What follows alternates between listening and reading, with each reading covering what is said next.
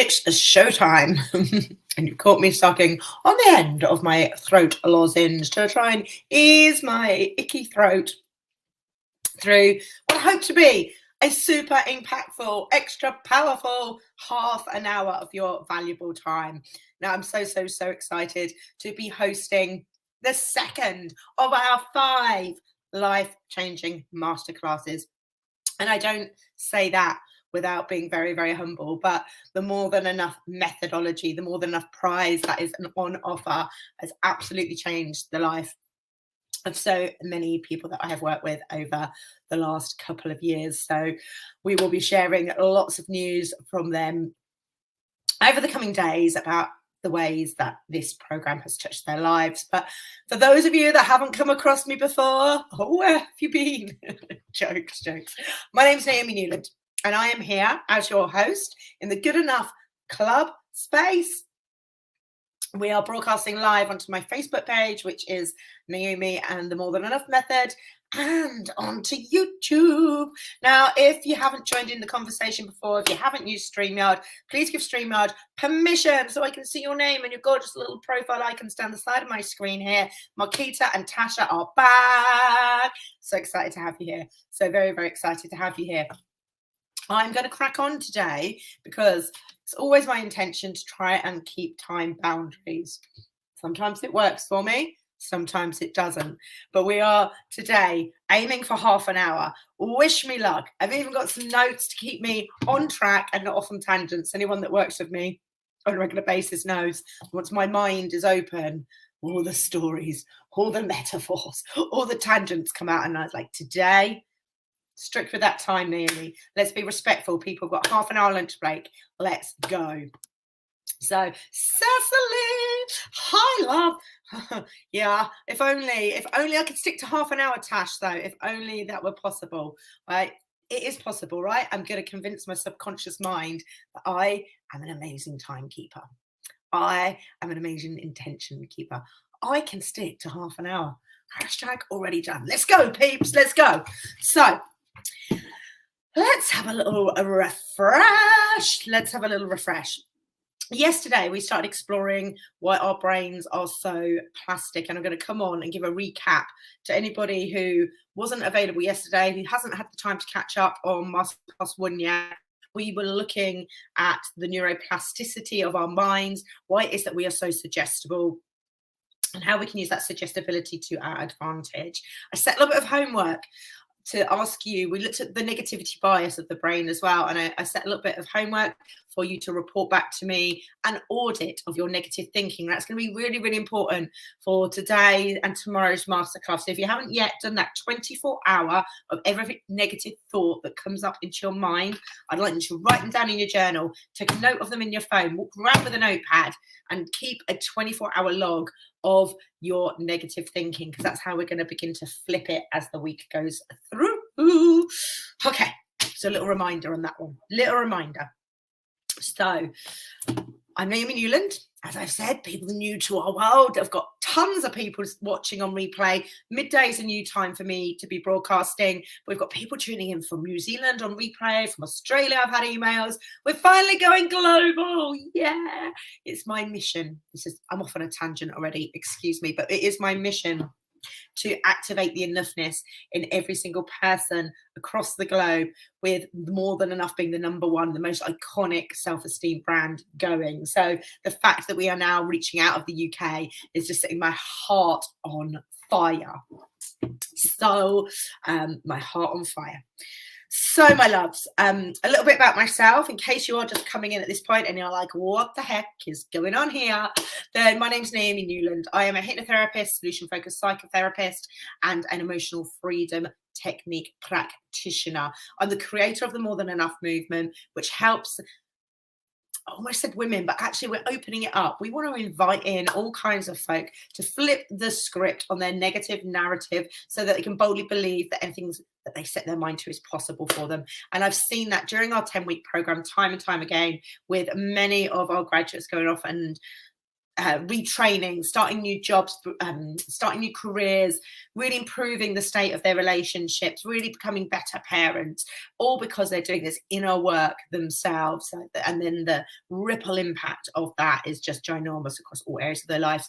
They reduce anxiety, they're much kinder to themselves, they develop a level of self-acceptance, and I'm really helping to give you a taste of what's possible for you in just 5 days. We are here to ditch self-doubt this week and rebuild your self-belief so that you can feel more positive by the end of the week. And I'd love for you to begin to take actions towards making your dreams a reality, because that's what I'm all about. I'm an ordinary woman, but I choose to live an extraordinary life. I choose to take the risk. I choose to believe that I can figure everything out. I've had a 12-year business history now. My career began as a hypnobirthing teacher, so I've been helping people transform their subconscious minds for over 12 years now. I started my own festival, which attracted 2,000 people through the doors until the damn pandemic got in the way. I've taken my children out of school to go traveling for 4 months. I've separated positively from my husband of 22 years, created the More Than Enough movement, the More Than Enough Training Academy, and all of these things began just as a little seed of an idea. And if I'd allowed my negative narrative to be the boss of me, none of that would have materialized. So it hasn't always been easy, I will say. I was locked, especially in this time in between becoming a hypnobirther and retraining to be a hypnotherapist, psychotherapist. There was many years where I was very trapped in my own, what I call prison of not enoughness, where I believed the narrative that was in my mind that I wasn't good enough, didn't have enough time, wasn't smart enough, wasn't rich enough, all of the stories, wasn't slim enough, wasn't popular. I have lived into all of those beliefs. And it's taken work, and it's taken bravery and courage to say, actually, I deserve more. So, my loves, that's a little whistle-stop tour into my ordinary woman leading an extraordinary life aims. And I've really only just begun. I have got big dreams and ambitions. So I'm so grateful to have you here to share some of those.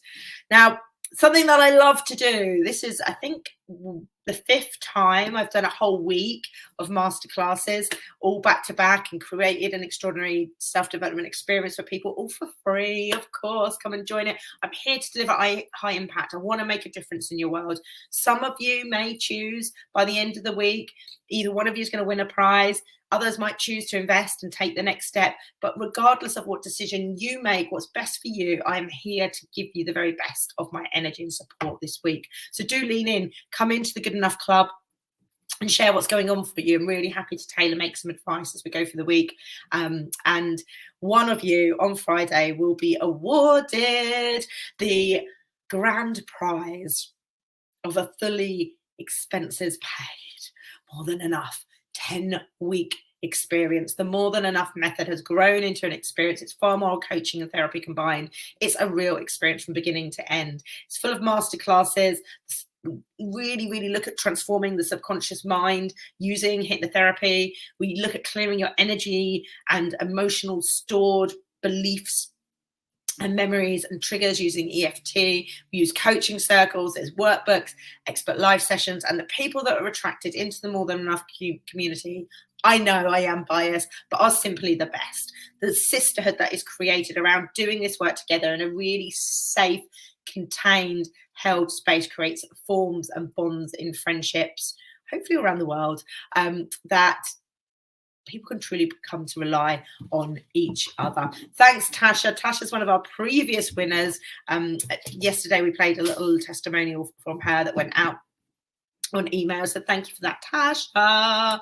Oh, my husky voice. Thanks, Claudine. I'm working hard on trying to calm the husky voice. It's a little annoying because I can't be my usual high vibe self when I'm croaking away. High enough for right now, though, I reckon, for lunchtime. So the prize is amazing. I'm going to tell you how you can get your hands on that prize. You need to consume the masterclasses daily. You need to send me the secret word every day by the following day by midday. So if you're watching on replay, then you can still enter. You have up to midday to send me that email. And at some point throughout today, I will tell you what the secret word is and how to email it in. But it's a secret, right? I'm not going to tell you ahead of time. I've designed this way to keep your subconscious mind engaged we're going to talk about the subconscious mind and why it sabotages us. But it's very easy for us to slip into the trap of, I haven't got time for this. You know, underneath all of that thinking, I'm not worth this. This isn't worth it. I know this. But very often we aren't implementing what we know. So it's always good to go back to the basics. So this is what our week looks like. We went yesterday deep into the power of suggestibility. I will refer you back to that masterclass. It's all available on replay once you've signed up at NoEMi.com/not-enough-ness. I'm sending out the replays daily. Today, we are diving deeper into your belief systems and how they impact the subconscious mind and why those belief systems then transfer into our behaviors and our behaviors then transfer into our real lived experiences. Then we're going to look at how we get to change those at a level of the subconscious. Exciting, right? Then we're going to look at becoming the cycle breaker, because you will see today that our belief systems are all inherited. So how do we get to prevent us passing on the bad habits that we've inherited from others, bad thinking habits? Then we're going to really look on Thursday at rewiring the positivity, really deep, taking the hypnosis and the EFT piece that we're going to be chatting about over the next 2 masterclasses and really actioning that on Thursday. Friday, I'm looking for volunteers, folk. I want to do live question and answer sessions, bringing some of you onto the screen. I want to do a bit of coaching using Flip the Script and really show you how we can take limiting beliefs and turn them into empowering beliefs in a few easy steps. Never done it live before. It's going to be exciting on Friday. Okay, sounds better than yesterday. I hope you're referring to my voice, Tasha. Not the masterclass. I know you are. Okay, so with no further ado, let's dive in. So yesterday we were exploring why our minds are so plastic, why they are so suggestible. This is the neuroplasticity we were talking to. Those of you that might not have watched that masterclass yet, a quick recap.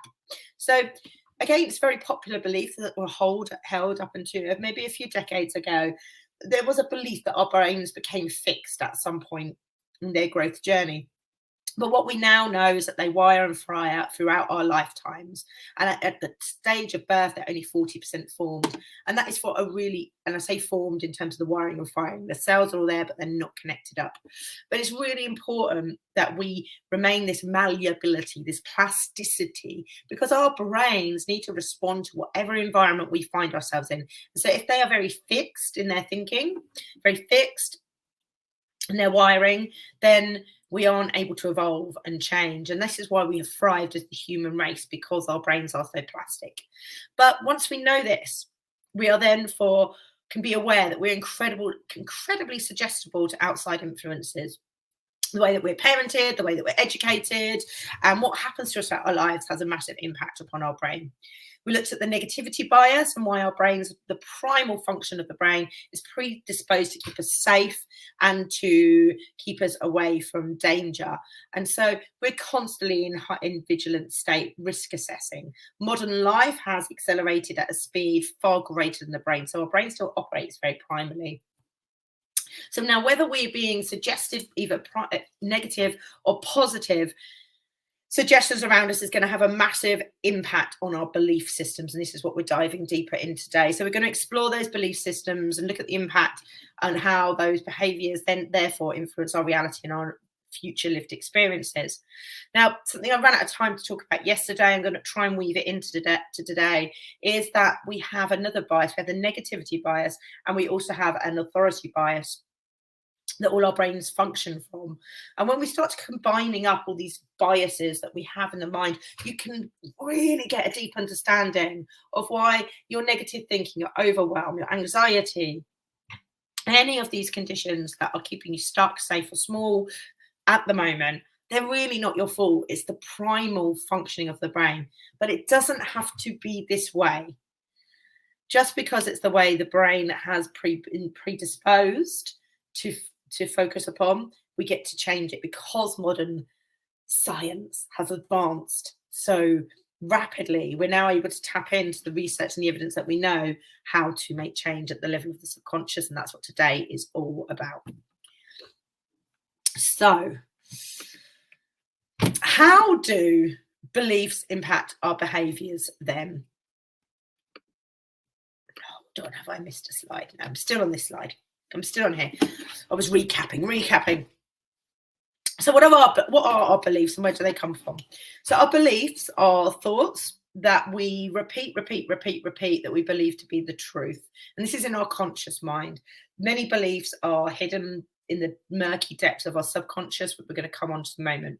Now, once we adopt this style of thinking to be our reference points for our personality is our personal reality, our personality and our decision making.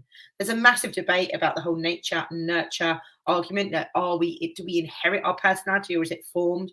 Much of the latter research is showing that it's very much a nurtured experience, more percentage wise. There's obviously a combination of the both. Sorry, tangent. I'm off. See, I'm off. I've opened a gate and I'm off on a tangent. Back to the slide. Now, sometimes it's the same thought we think over and over again, but sometimes beliefs can be formed in a split second. And this is what I've experienced in my whole life, when change has happened like that in a moment. And very often using emotional freedom technique that we're going to talk about a little bit more tomorrow, I help clients to really uncover that one pivotal moment where their subconscious mind made a belief, stored it energetically, and it's become a trigger for the rest of their lives. So our beliefs then become the lens at which we view the world through. So everything is being filtered through our belief systems. Our beliefs can be conditioned into us throughout our whole life, but primarily before the age of seven is when most beliefs are embedded. And that was a big aha wake-up call for me when I learned this. I kind of thought to myself, not really sure I want my 7-year-old self running the show with her belief systems. And that's because with the very much inner theta brainwave activity, we're going to talk about brainwaves later on, but up until the age of 7, we're in a very imagination-driven world. After the age of 7, things change. So these belief systems are conditioned into us by other people throughout our whole entire life. And these belief systems then become our guiding principles for decision making, which we base upon our personalities. So how do our beliefs then impact our behaviors? Now, if we believe that we are super person, superwoman, superhuman, and that we are capable, we are empowered, we are strong, we can achieve anything we set our minds to, then guess what? That's much more likely to be, we're much more likely to achieve the success that we desire. We're much more likely to put ourselves forward for opportunities. We're much more likely to put our hands up to do a presentation at work, for example, let's say. We're much more likely then to see the output of that belief system. But also the reverse is true. If you're not feeling good enough and you're not feeling good enough thoughts and feeling good enough feelings, then your behaviors are going to keep you hiding. Your behaviors are going to keep you feeling stuck, overwhelmed, in a state of worry because, well, I'll explain exactly why in a moment. But before I do, I just want to explain a little bit about learned helplessness, because this is where some of the science comes in. Now, with learned helplessness, I'm trying to talk too quickly. I'm trying to talk too quickly. Learned helplessness is the psychological term which is taken when research was done on dogs. It was many years ago, 1970s, but the research was done on these dogs, and as they were trying to leave these traps, they were being given electric shocks. I know, poor dogs. Wasn't my experiment. Disclaimer. And what they noticed was that after a certain amount of time, even though they turned the electric shocks off, the dogs stopped trying to escape the trap. And they had learned their own helplessness. They stopped bothering, they stopped trying because they were living within the limits of, I can't escape this. So they simply stopped trying. So this is where the term learned helplessness comes into play. And we see this, it's the basis of limiting beliefs. And we're going to talk a lot about limiting beliefs. But very, very fortunately, what the good news is, and this is what More Than Enough method is completely based upon, is that the flip side of the coin is also possible. And this is learned optimism, which is exactly what we go to great depth on the More Than Enough method, where we rewire and recode the subconscious mind using hypnotherapy and emotional freedom technique, which we'll be introducing you to over the next few slides. So as much as you can learn helplessness, you can also learn optimism, because for everything that we thought, we wire and fire a new connection in the mind. The first time we think that thought, it can be like trying to trek through an overgrown jungle. The second time we think the thought, it's like we've hacked down a bit of that neuro pathway with our machetes. Third, fourth, the fifth time, it becomes a much more well-trodden thought until eventually it becomes the autopilot, the auto guide. It's like the water that takes the least resistance. The more we think a thought, the more our attention is going to flow down that neuro pathway. And so with repetition, we can train our minds to think differently. So this is the good news for you. We can undo all this unhelpful conditioning, but we need to operate at the level of the subconscious mind. So coming back to beliefs, because you won't believe how many tangents I've got on. None of that was written down. My notes. I just can't help myself. So if our belief systems are limiting, then they'll be self-sabotaging for us. So we can have a desire in our conscious mind, and then we're going to keep on feeling stuck, keep on procrastinating, or keep on worrying, keep on feeling anxious. But if we have self-serving beliefs, then they're going to help us build our confidence, our self-esteem, and we are going to get evidence to ourselves that we are as worthy of every other person on this planet. So becoming aware of your belief systems, these are like the theme tune to your life. These are playing invisibly in the background of your subconscious mind. Our consciousness is rarely aware of them. And so we will, with time, with work, begin to dig out the unconscious belief systems and bring them into our consciousness so we can do the work on them. But the power of our subconscious mind is so extraordinary. I really want to give you a whistle-stop tour this lunchtime about the power of your subconscious mind. Oh, you wouldn't believe how many tabs I've got open of things I want to share with you. I'm going to stick to the slides.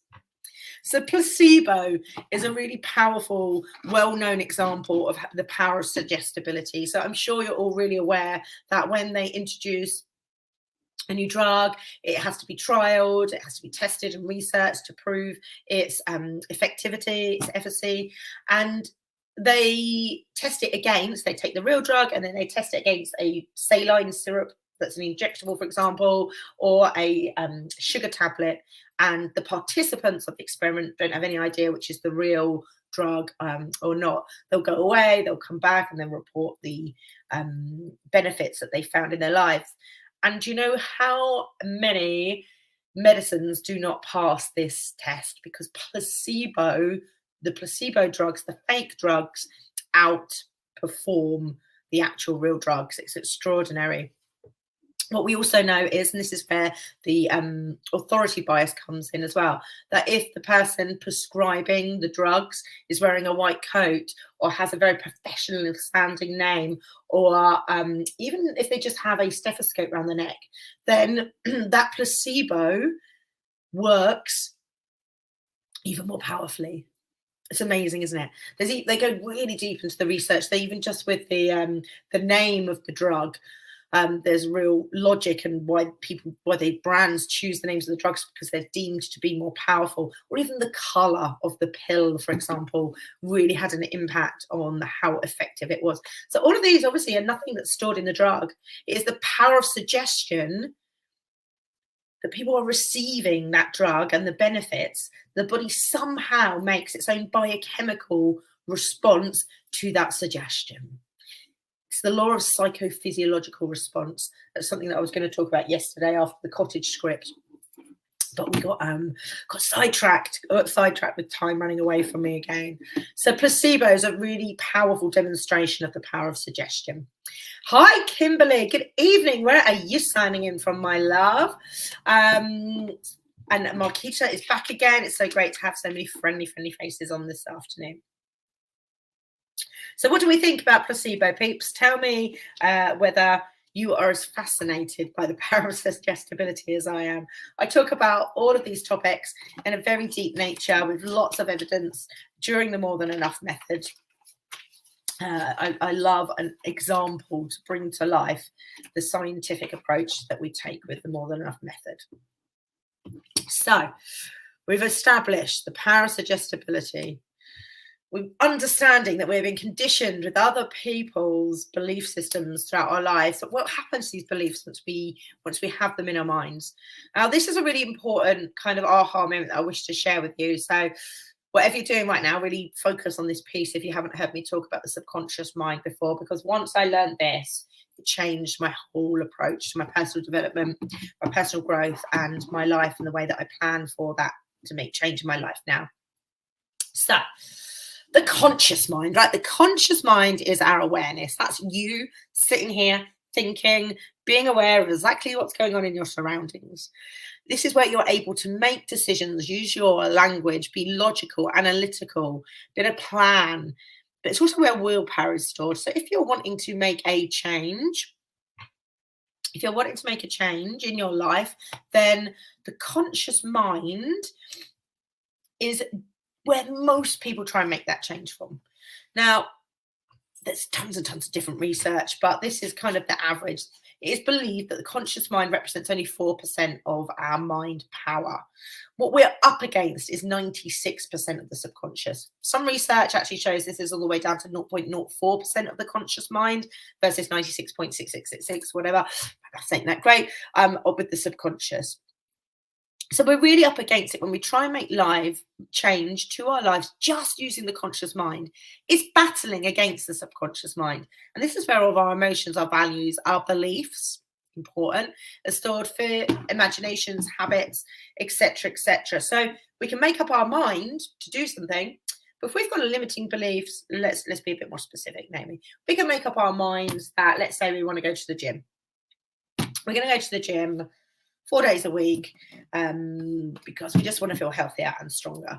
But the subconscious mind has got a belief system that we are not worthy, or we are not healthy, or we are too tired, or we're too lazy. Then you're going to have this miss and match. And that's where self-sabotage comes in, because the subconscious mind will eventually override the willpower and the dopamine that's trying to make the change at the conscious level. So let me just come back to my notes because I'm off on tangents again. So most of our beliefs, many of our beliefs are hidden now in the deep, dark depths of our subconscious mind. Many get brought into our conscious awareness, but not all of them. And that's why it's so difficult to understand change and switch to self-serving rather self-sabotage, because we don't recognize that that's what's happening. Like, this was a news flash in my life a few years ago. So our unconscious mind, the subconscious, is where most of our daily activities. Let's talk a bit about the power of the subconscious mind, because this literally blows my subconscious mind as well, my conscious mind. The subconscious mind does the bulk of our daily activities without us even realizing it. But our primary job of the subconscious is to keep us alive and safe. Like yesterday, as we discussed, its primary function is not to bring us happiness, joy, pleasure, and fulfillment. But that's not to say we can't change it, to rewire it, remembering that the brain is a very primarily evolved organ, hasn't caught up with modern living yet. Fortunately, science has. So the subconscious mind has the habit of taking everything very literally, doesn't differentiate between negative nor positive. So if you continually tell yourself you will succeed at a venture, then the subconscious mind is going to prove that to you using something called confirmation bias. So confirmation bias is based around the reticular activating system, which is my favorite part of the brain. And what that does is find evidence to prove your beliefs are true to you, whether they are actually factually true or not. So, and that's a game-changing piece of information, because we can reprogram the reticular activating system.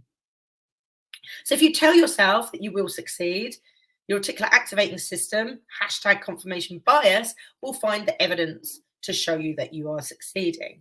If you have a belief system that's telling you that you're a failure, that you're not good enough, that you'll never amount to anything, that you're a loser, it's better to play it safe and familiar, then your reticular activating system, hashtag confirmation bias, will find the evidence to prove that belief to you. It doesn't matter what the belief is. The subconscious mind doesn't care whether it's healthy or unhealthy, positive or negative.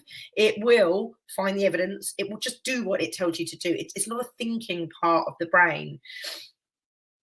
So it will present you, the subconscious will keep on, it works in patterns. So it will keep on presenting you with repeating thoughts and impulses that mimic and mirror everything you've done in the past, because we are pattern based in the level of the subconscious. So it will just keep repeating those patterns. It loves familiarity. The subconscious mind does not want the change that the conscious mind wants. And this is where the disconnect comes.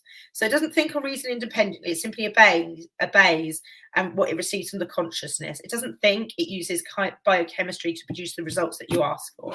And this is where one of my favorite quotes comes in, and this fits into the particular activating system, but it's from our dear friend Henry Ford. But whether you think you can or whether you think you can't, you are right. Boom. You're welcome. Tammy G's in the house. Good afternoon. Thanks for joining us, Tammy. Hey, Sharon, you're back.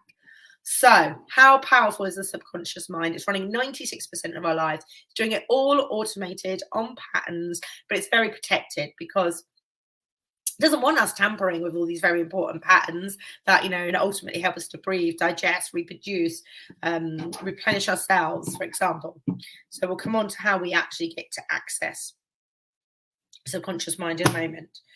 But for now, I hope you've developed an understanding of how our lives and reality is impacted by our belief systems. It's also understood and have also understood that the most percentage of our belief systems have been influenced upon us by others. And the key thing I really want you to know and take away from this is that these beliefs and your thoughts and the feelings are not your truth. So you have been brainwashed by outside environment all of your life with other people's expectations, other people's ideas, and other people's conditioning. And they've all been shared to them from people around them as well. So we've all been in a chain that has evolved to keep on passing on stories and conditioning in order to survive, but not to thrive, because we're working to the biases that the brain has. So we've looked at negativity bias, we've looked at authority bias, and how placebo is also impacted by authority bias too. So I love this metaphor. It's something I learned on my emotional freedom technique training, but it really resonates with me and my clients. And I love the idea that we were all born a blank slate, a blank wall, but over time, the graffiti artists in our lives imprint upon us with their ideology, their ideas, their expectations, their experiences. And so our mothers, our fathers, our carers, our teachers, our friends, our peers, people we're in relationships with, anybody in authority, clearly, they have these ideas and concepts which they imprint upon us, and we create our belief systems from that. Now, what I see my job as a therapist to do is to help you clean that graffiti off the wall so that you really get the inner introspection. You can really get your own introspection. You can really build your own self-awareness and begin to find out your true essence. I believe that the world needs the people that we were born to be before we had the graffiti sprayed upon our wall. And so my job is to support clients in cleaning off that graffiti and uncovering their own truth, uncovering their own wisdom, those gifts, those unique gifts that we've all, and talents and resources that we've all been gifted. It's the reason why we're here. So how do we wipe that graffiti off our wall? Many of you have probably tried many different methods over the years. CBT and counselling is something that many of my clients come to me having tried with some levels of success, undoubtedly. It works better for others than it does for some. Some people really go down the route of trying to self-coach themselves using books, podcasts, journaling, all amazing tools. But where all of these more talking therapies involve is the conscious mind. So using willpower, using determination and goal setting and self-inquiry, but they're not changing these patterns, these plastic patterns, these patterns that were malleable, we started discussing yesterday, that sit at the level of the subconscious. There's a very, very clear, direct way of doing that, and most other solutions don't offer that. What we're looking to do is recondition the patterns in the subconscious mind. Now, it's tricky to access, clearly, because it's well protected, so we don't go changing, life, the patterns that keep us alive, that keep us safe. It's very, that functioning is what enables us to survive. But we can start to begin to look at hypnotherapy as a solution, because hypnotherapy absolutely can help you be more suggestible to your subconscious mind. Now, I'm just going to cover off a few myths because I can see that the time is racing away with me once again. But a few myths about hypnotherapy, and then I'll tell you a few facts. But lots of people believe that when they're a little scared or a little cautious or a little skeptical around hypnotherapy, because they believe that they're going to be made to do things that are beyond their will. And that's usually because they've seen hypnotherapy, or hypnosis, I should say, demonstrated either on a stag do or a university freshers ball, where participants, or on holidays, where participants are made to do things that appear to be out of their control. Now, that is stage hypnosis, and somebody that is a stage hypnosis performer is very talented in finding those people that do want to be performers. Like, they wouldn't be able to do it against their actual will. You know, they're very skilled at being able to read body language. They're very skilled at being able to choose the right people to participate. So when people are eating onions like they're an apple, or clucking like a chicken, they have been specially selected because of their suggestibility and their willingness to perform. So you need to be a willing participant in the therapeutical process. Some people worry that they're going to fall asleep, and the sleep-like state is very close to the altered state that we're going to be looking at. But it's not asleep. It's actually a very heightened state of awareness. And whilst it's very relaxed, your awareness is hyper-focused. Other things people are worried about is that they're not going to come out of it, that they're going to get stuck.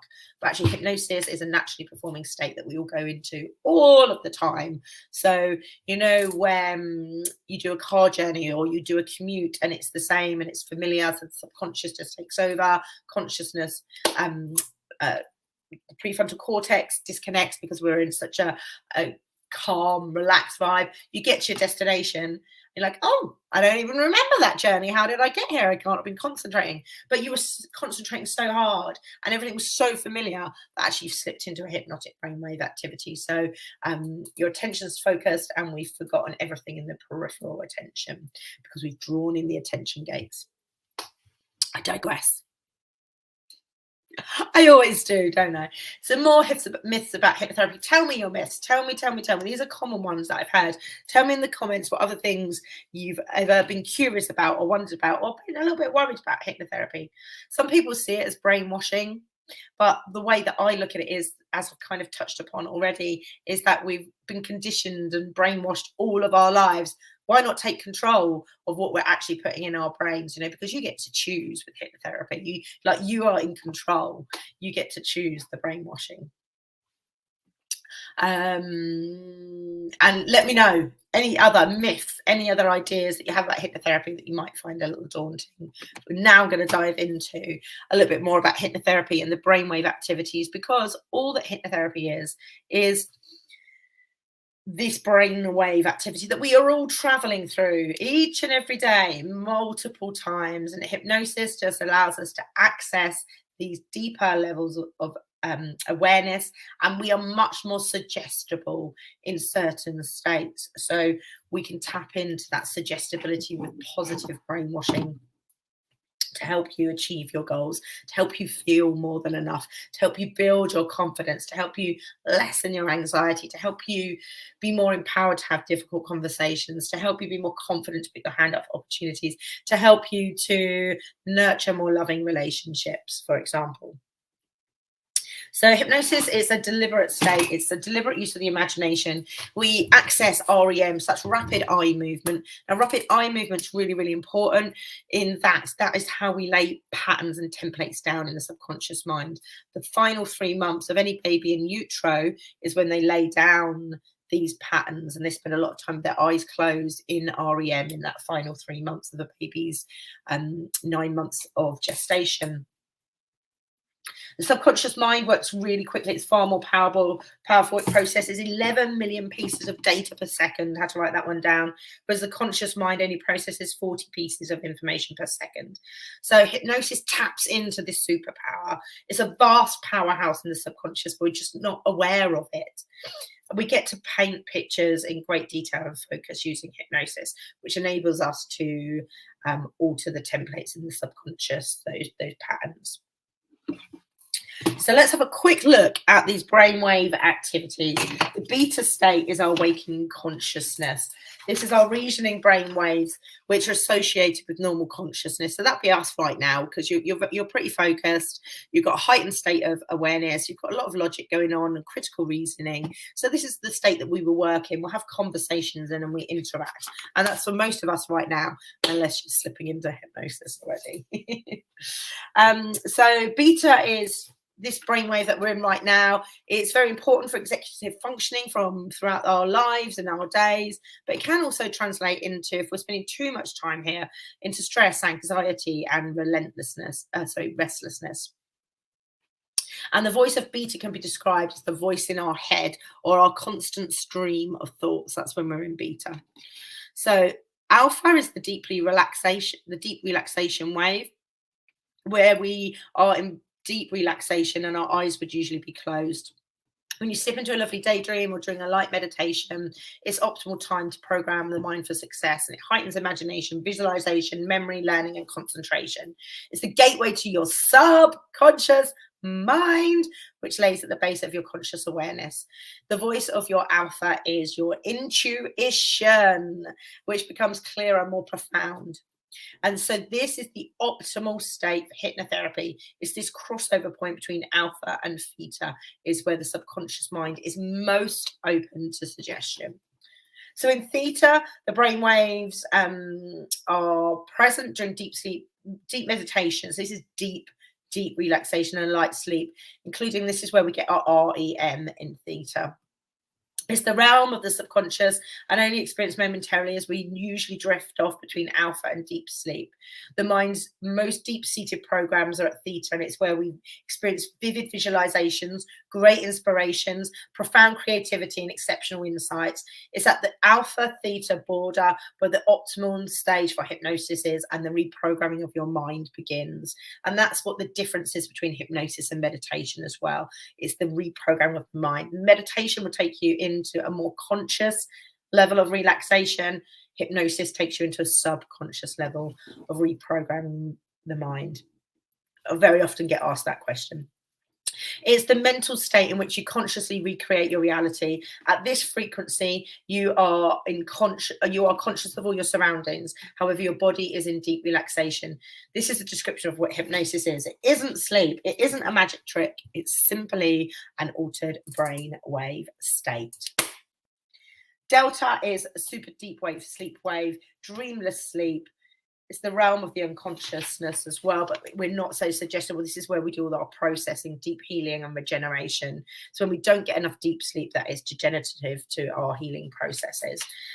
Hypnosis is not as suggestible here. I mean, it does work in the background because the subconscious never goes to sleep, but it's not as powerful as the people aren't able to hear the suggestions being given.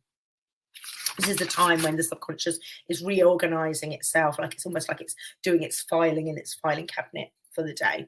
Now, gamma's right at the top as well. This is a much more newly researched brainwave activity. This is our super brainwave activity. This is when people get into flow. This is when things just, you're like a conduit and things just drop in. And so getting yourself into gamma is quite a little known state at the moment. We do recognize that's where a lot of superpowers lies, and there's a lot of research taking place into gamma brainwave activity at the moment.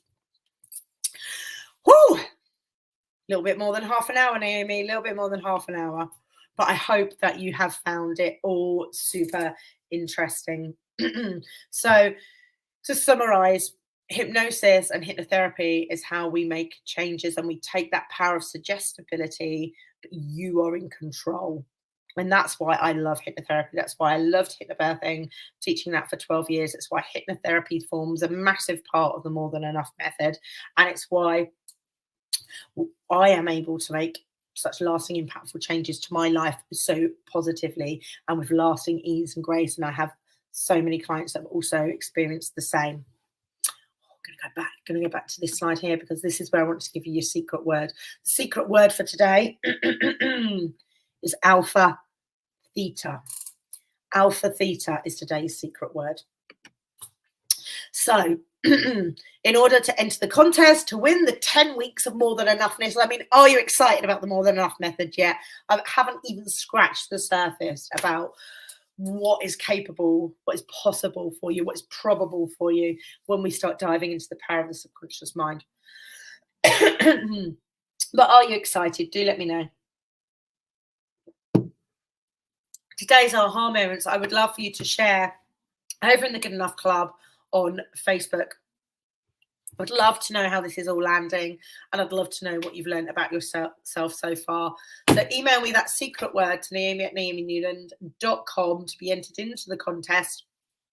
Prize to be drawn on Friday. Got 4 days of secret words to collect and email into me one by one, please. So apologies. 15 minutes. If I hadn't gone off on all those tangents and had stuck to my notes, would have been half an hour. But the tangents are fun, right? The tangents are fun. Thank you so much for joining me. Do join us tomorrow, where we're going to look at becoming the cycle breaker as well, how we begin to break the chains so that we don't pass our stuff on to other people, that we get to be the generation that says no more to inheriting this. I'm going to swear, I'm going to do it, other people's shit. And we get to sort our own shit out. So, my loves, thank you for joining me. Let me know how you're finding it all. Email me, drop me comments in the Good Enough Club, and I will see you all tomorrow for hopefully a half an hour whistle stop tour of how we get to break the chains that bind us. Mwah! I love you. See you all soon.